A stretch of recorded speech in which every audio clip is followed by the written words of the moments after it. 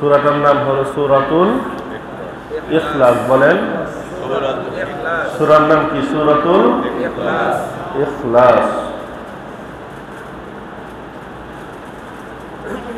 কুরআন শরীফে মোট 114টি সূরা আছে। কতটি সূরা আছে?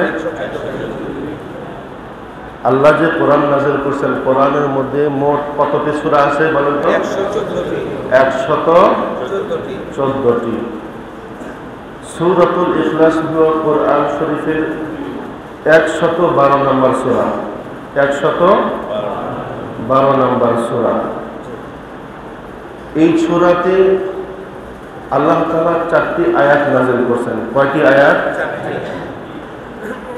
কুল হুয়াল্লাহু আহাদ আল্লাহুস সামাদ লাম ইয়ালিদ ওয়া লাম ইউলাদ ওয়া লাম ইয়াকুল লাহু কুফুয়ান আহাদ।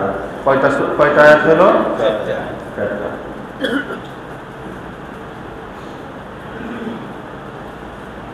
আল্লাহ তাআলা সূরাতুল ইখলাস, ইখলাসকে কেন সূরাতুল ইখলাসকে কেন ইখলাস করে নাম রাখলেন? আমরা জেনে থাকি যে কোরআন শরীফের যে সূরাটা হয়, এই সূরার মধ্যে যে আয়াতগুলো থাকে সেই আয়াতের মধ্যে একটা বিশেষ অংশ তার সূরার নাম হয়। কিন্তু সূরাতুল ইখলাস যে সূরার নাম দেওয়া হয়েছে, এই ইখলাস শব্দটা কি এই 4টা আয়াতের মধ্যে আছে? আছে না? নাই কেন? ইখলাস এই শব্দটা 4টা আয়াতের মধ্যে নাই। ইখলাস এটা হলো খুলুসিয়াতের একটা বিষয়, অন্তরের বিষয়। এটা দেখা যায় না। কলব, অন্তর কি দেখা যায়? এই ইখলাস, এই সূরার উপর যদি কেউ বিশ্বাস না রাখে, তার ঈমান থাকবে না? যাবে? থাকবে ঈমান? প্রত্যেকটা জিনিসের পরিচয় জানা থাকলে তার মূল্যায়ন থাকে। যেমন বাজারে এক মুরব্বী দুধ নিয়ে আসছে, একজন যা দেন, চাচা মিয়া দেন দুধ দেন, একটু ঘাটান দেখায় কথা বলতেছে। পাশে একজন ধাক্কা দিয়ে বলতেছে, তুমি চেনো তারে? কি হয়েছে? সে তো ওসি সাহেবের বাবা। তুমি যাকে হ্যাটাম দেখায় বলতেছে দুধ দেন, যে দুধ বিক্রি করতে আসছে সে ওসি সাহেবের বেটা। তখন একটু লাড়া দিয়ে ওঠে না যে কামটা কেমন হইলো? কথাটা একটু ভালো করে বলা দরকার ছিল। প্রত্যেকটা জিনিস যখন তার পরিচয় জানা থাকে, তার মূল্যায়ন বাড়ে কি বাড়ে না? যেমন আমার মতো অনেক আলেম বাংলাদেশে আছে না? যখন আপনাদের মহল্লা দিয়ে হাঁটা চলাফেরা অনেক আলেম করে, তাদেরকে দেখলে যে ধরনের একটা ভালোবাসা বা যতটুকু পরিচিতি বা যতটুকু কথা বলতে মনে চায়, আমার দেখলে তার থেকে বেশি মনে চায় কি চায় না?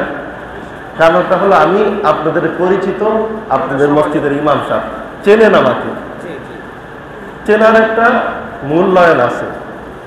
ঠিক আল্লাহকে যদি কেউ ভালো করে চেনে, আল্লাহকে যদি আল্লাহর পরিচয় তার অন্তরের ভিতর, কলবের ভিতর বসে যায়, তখন তার ভিতর আল্লাহর মূল্যায়ন বোধ আসে কি আসে না?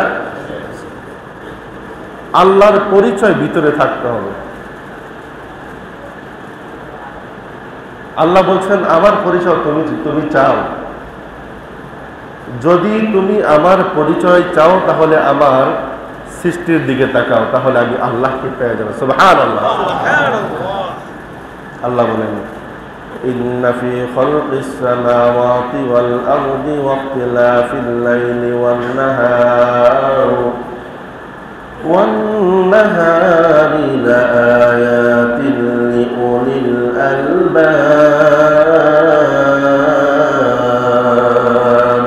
আল্লাহু আকবার। আল্লাহ বলে বান্দা, এই যে আসমান আর জমিনের মধ্যে পরিবর্তন হয়, এই পরিবর্তনের দিকে যদি তুমি তাকাও, যে রাতকে আমি আল্লাহ দিনের মধ্যে ঢুকাইতেছি, দিনকে আমি রাতের মধ্যে ঢুকাইতেছি, এটা দুনিয়ার কোনো মাখলুক, কোনো মানুষ পারে না। পারেন কে? বান্দা তুমি দেখো আসমান দাঁড়ায় আছে।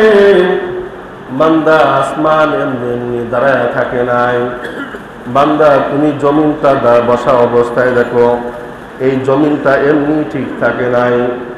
বান্দা তুমি যে সাগরের পানি দেখো, ওই পানিগুলো এমনি এমনি চলাফেরা করে না। এই সব কিছু ঠিক রাখছেন কে? আল্লাহর পরিচয় ভিতরে নিয়ে আসতে হবে। আল্লাহ তাআলা ডাকতে বলে, বান্দা তুমি যখন মায়ের গর্ভের ভিতর ছিলা,